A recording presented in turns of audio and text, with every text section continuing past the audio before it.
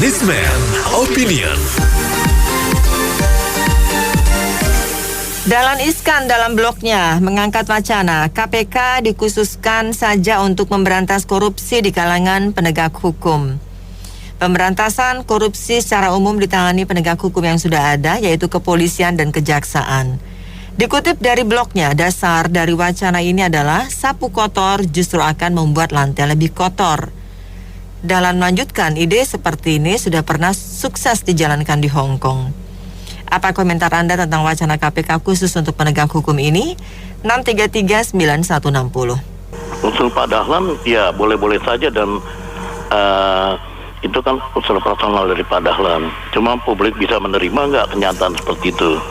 Karena KPK kan tujuannya di samping untuk memeriksa penegak hukum juga orang-orang pejabat-pejabat yang ada di lingkungan departemen maupun gubernur tingkat provinsi dan kabupaten, itu semua kan kalau terlibat akan dibawa gitu loh. Jadi kalau memang alih fungsinya dialihkan ke kepolisian dan kejaksaan, sudah sanggupkah kepolisian kejaksaan dengan integritas yang baik meneliti orang-orang yang terlibat itu secara tuntas gitu loh.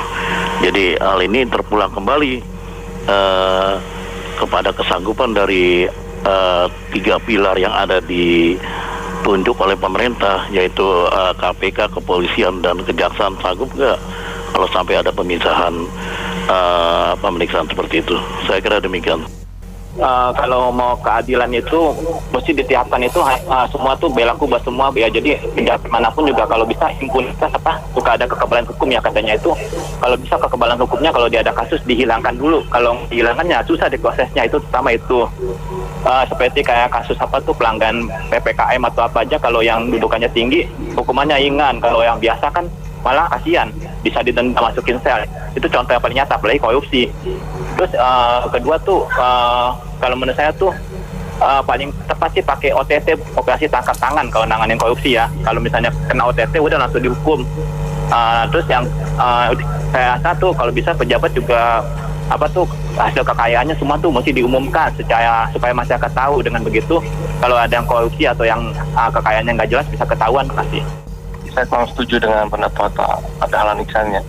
Yang terjadi di Hong Kong itu pada waktu itu ya, ada badan anti korupsi, yang mana korupsi dibikin badan anti korupsi, yang mana korupsi juga, sampai akhirnya Ratu Inggris turun tangan bikin badan khusus untuk menangani tindak korupsi itu gitu loh. Nah ini sebenarnya wujudnya itu KPK sebenarnya, ya kan. Jadi kita lihat selama ini kan ada hasil dari KPK, ini ada hasil, bukan tidak ada hasil.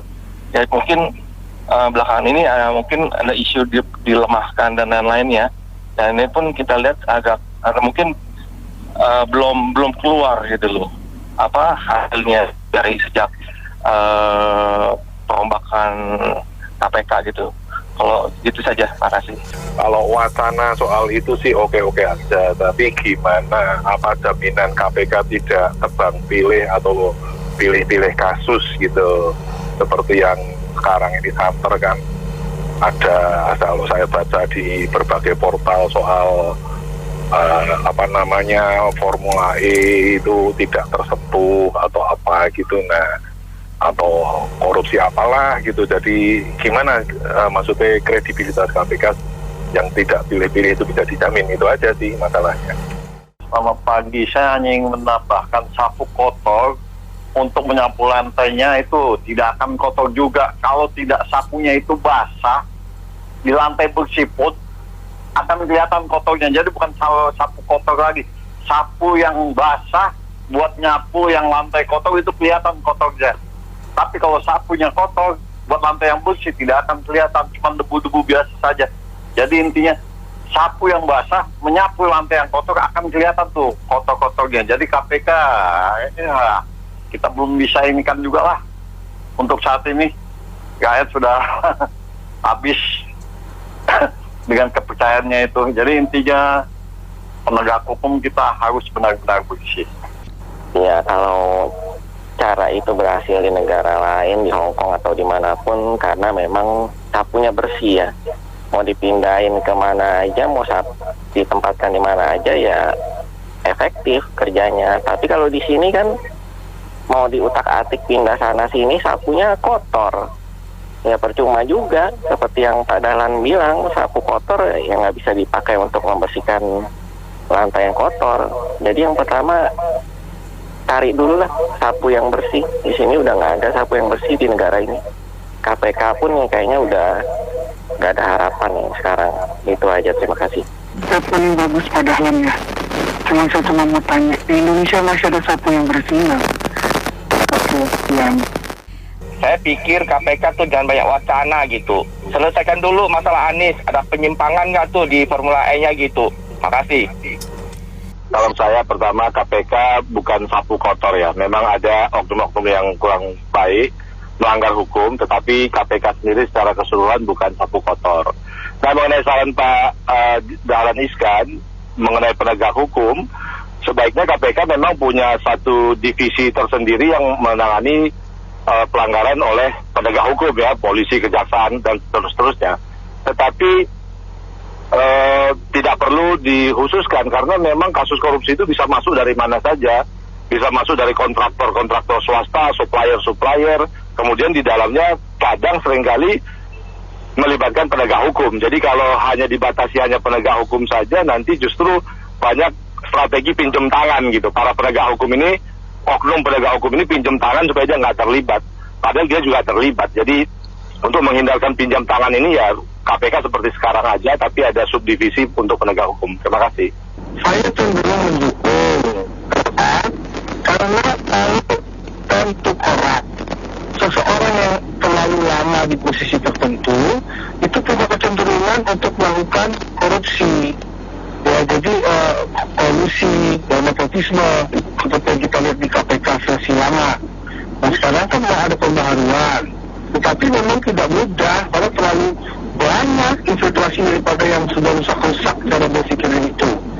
Nah saya pikir memang harus ada khusus untuk penegak hukum, terutama para hakim.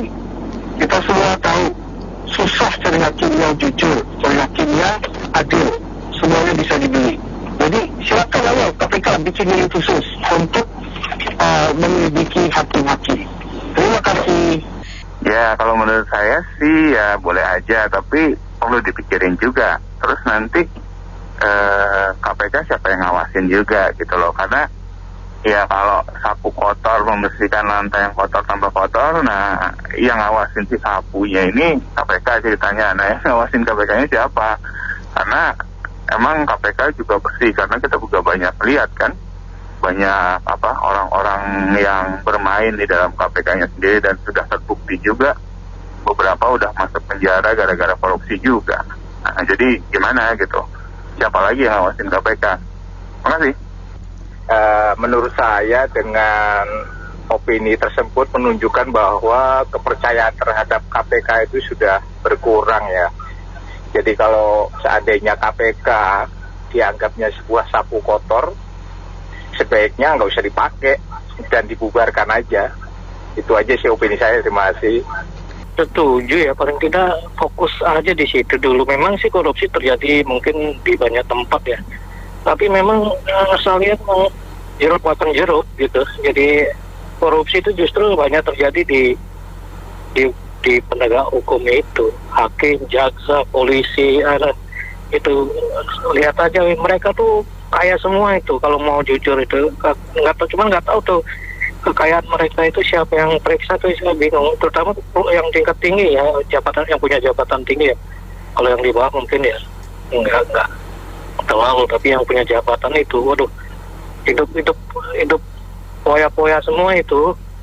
Kita jangan tutup mata tentang itu. Cuman ya kita semua pura-pura nggak tahu, atau para pejabat ya sama-sama tahu ya diam aja gitu. Udah memaklumi semua seperti sudah terjadi pemakluman gitu. Jadilah gitu aja.